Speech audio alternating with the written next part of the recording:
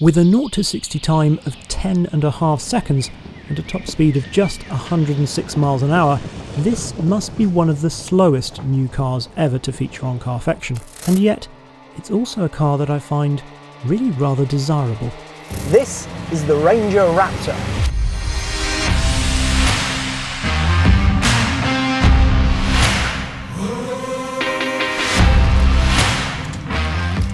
Now, you might be aware of the F-150 Raptor that you can buy over in America, when the wheel will be on the other side, but principally so you can have a Raptor with a wheel on this side, and the car that actually, vaguely at least, fits on the roads and lanes of Europe. They produced this, its little brother, a sort of scale model of it. And it does look absolutely brilliant.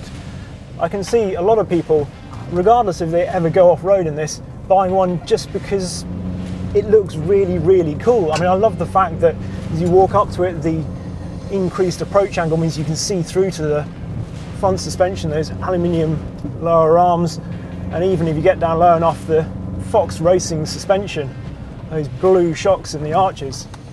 And it's that suspension that really makes this car so special. It can cope with a huge amount, as I found today. And to be honest, the faster you can go, the better it gets. Compared to a standard Ford Ranger, the Raptor is 168mm wider, ground clearance has increased by 51mm, and there is 31% more ride height. The travel of the dampers has also increased along with their sophistication, with 32% more travel at the front and 18% more at the rear. The rear leaf springs have also been replaced with coils and a Watts linkage. You can switch the transmission between rear-wheel drive and low and high ratio four-wheel drive. There are also 6 driving modes, including Sport, Grass, Mud and Sand, and Rock. But the one you really want to know about is the Baja mode. This is the one that adjusts the steering, differentials, gear shifts, ABS and stability systems to allow you to tackle as fast as possible terrain like that found in the famous Baja race on the Californian peninsula. Of course, it's also helpful in the fields and woods of West Sussex. Turn all the traction control off, put it into Baja mode, and this is really good fun. What it can soak up is pretty extraordinary. It's nicely rear biased. You can put it into two-wheel drive, rear-wheel drive only, and then it's arguably even more fun. There's not a lot of steering feel, so you've got to have that confidence you need on gravel, but if you like driving on gravel, which I really do, hence I own a Mark II Escort gravel setup rally car, then it's just really, really fun. Of course, you need somewhere to be able to use it, and that's perhaps the problem, but it's just cool, isn't it? There is perhaps inevitably a downside to the Raptor, and you can probably hear it, or rather not hear it, because actually it's pretty quiet in here. That's the 2-litre diesel engine under the bonnet. It's perfectly effective. It's got 210 brake horsepower, 369 pounds-foot of torque, which is plenty when you're on the loose. And it actually feels, reasonably nippy. It does the job, but when you're not off-road, it doesn't give you a lot to entertain you, really. Our time on the road with the Raptor was quite brief. We figured it was more interesting given the opportunity and limited time to explore its abilities away from tarmac. But what's obvious is that even the most poorly surfaced British B-road isn't an issue.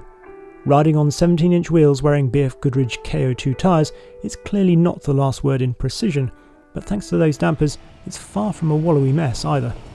Things that mark out the interior as being the Raptor rather than a normal Ranger, things like these big titanium paddles behind here, which feel really good. To be honest, I haven't used them because you've got a 10-speed box, and it's also easy to just get confused, so it's actually easier to just let it do its own thing, to be honest.